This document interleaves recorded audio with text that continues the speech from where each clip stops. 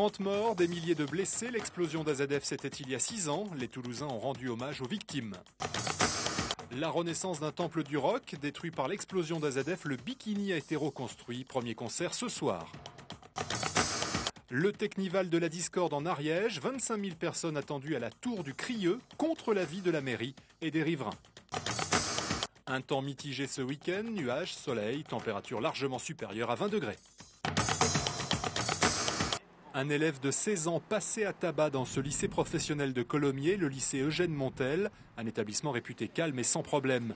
Les faits se sont déroulés hier après-midi. En ce qui concerne les faits, c'est essentiellement donc une bagarre violente où un élève mis à terre continue à prendre des coups de pied, des coups de poing. Et donc c'est ce qu'on peut effectivement qualifier de tabassage. Voilà. L'élève a été agressé à l'intérieur du lycée. Il souffre de plusieurs contusions. Il a été hospitalisé au CHU de Purpan, d'où il est ressorti cet après-midi. On ne connaît pas les raisons de cette agression. Pour l'instant, un élève soupçonné d'être impliqué a été suspendu. La police a ouvert une enquête. La Coupe du monde de rugby. Dans 20 minutes, coup d'envoi du match France-Irlande. À Toulouse, plusieurs milliers de personnes sont déjà installées devant l'écran géant à la Prairie des Filtres, le long de la Garonne. Rappelons que 6 joueurs toulousains ont été retenus dans le 15 de France. Gilles Chenu, Gérard Coma. Les noms des victimes de l'explosion d'AZF ont tous été lus à voix haute. Il était 10h17 ce matin, heure précise du drame, il y a tout juste 6 ans. Cérémonie du souvenir au rond-point du 21 septembre. Les associations de victimes, le maire de Toulouse, les présidents de la région, du département et de la communauté d'agglomération étaient présents. Au même moment, sur le site d'AZF, l'association des anciens salariés a également rendu hommage aux victimes, devant la stèle où sont inscrits les 21 noms des salariés tués dans l'explosion. Enfin, les cloches des églises ont sonné à 10h17 pour appeler les Toulousains à se souvenir et à se recueillir. Mais où sont passés des documents d'AZF saisis par la police? C'est la question posée par les sinistrés de l'explosion. Alors que le procès AZF devrait avoir lieu dans 1 an, certains documents importants pour l'enquête auraient disparu. Il y a un nombre important de documents qui ont été saisis par les services de police au lendemain de l'explosion, dans les jours immédiats.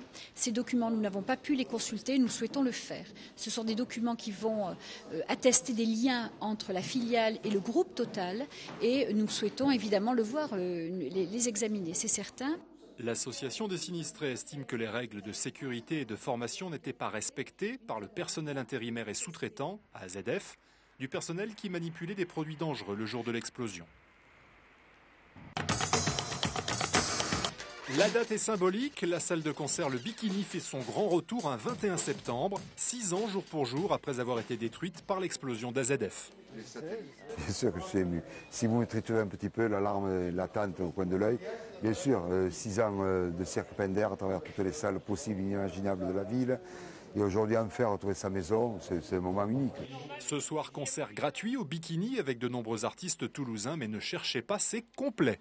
Il y aura une pléiade d'artistes, surtout la scène locale, parce que je trouve que c'est très important que la scène locale reprenne possession de la scène. Dans la profession, le Bikini est considéré comme un vrai temple du rock. Plusieurs grands noms y ont fait leur début, comme Zebda ou Manu Chao. On s'en doutait, mais cette fois c'est officiel. Le président de la région Midi-Pyrénées, Martin Malvy, ne sera pas candidat au municipal l'an prochain à Toulouse. Je n'ai pas longuement entendu, j'ai longuement réfléchi.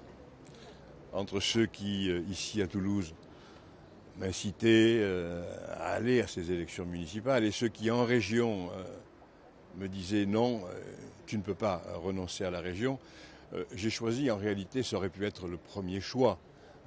Il y avait une logique. J'ai voulu la région. Les militants socialistes désigneront dans 3 semaines leurs candidats pour les municipales à Toulouse. Ils sont 4 à briguer l'investiture. Pierre Cohen, député maire de Ramonville, Jean-Michel Fabre, conseiller général, Nicole Belloubet, ancienne rectrice de l'Académie, et l'avocat Christophe Leguevac. Une affaire qui fait grand bruit, la Tour du Crieux, petite commune de l'Ariège, près de Pamiers, accueille près de 20 000 personnes ce week-end pour un Technival qui ne plaît pas à tout le monde. Reportage Samuel Prieur, Sophie Bellèche. Il y a un peu d'inquiétude parce que c'est sûr qu'il y en a qui sont là pour s'amuser, je le reconnais, mais après dans le groupe il y a toujours des délinquants. L'inquiétude, voici le sentiment général des habitants de la tour du Crieux. Habitués à leur tranquillité, ils vont vivre pendant 3 jours autour d'une gigantesque rave party. Plus d'une centaine de décibels, une population multipliée par 10 et le mouvement incessant des voitures, un programme qui ne séduit pas la municipalité. Pas de concertation avant, qu'on est mis devant le fait accompli et la population est en colère. Un terrain imposé par le ministère de l'Intérieur, des policiers, des gendarmes, les douanes et 3 postes de secours sur le site, de gros moyens mis en place pour que tout se passe bien. Les gens qui sont venus sur nos événements précédents, notamment à Angoulême où c'était des événements légaux, se sont aperçus qu'on n'était pas si méchants et que finalement c'était plutôt bonne ambiance et détendu avec les riverains. Bilan de ce premier Technival en Ariège lundi matin, après 3 jours de fête. Je suis venu m'amuser avec mes amis, faire la fête dans un bel endroit bucolique et rien de plus. Match nul 0-0 hier soir entre le TFC et le CSKA Sofia. C'était le premier tour aller de la Coupe de l'UEFA. Rencontre difficile pour les Toulousains qui ne sont pas parvenus à accrocher les Bulgares. Le match retour promet d'être encore plus chaud pour le TFC. C'est vrai que l'ambiance à Sofia elle est chaude. Le stade il est toujours plein et ça va être. Je pense que les Toulousains vont se sentir vraiment à l'extérieur là-bas parce que on a un très chaud public. Les Toulousains, encore jeunes dans la compétition européenne, restent malgré tout confiants. Il reste un match. Je pense qu'on s'est rendu compte qu'on les avait mis en difficulté. Potentiellement, on a les moyens de faire vraiment un résultat là-bas et de se qualifier. Demain, les Toulousains retrouvent le championnat. Ils reçoivent Lens à 20h au Stadium.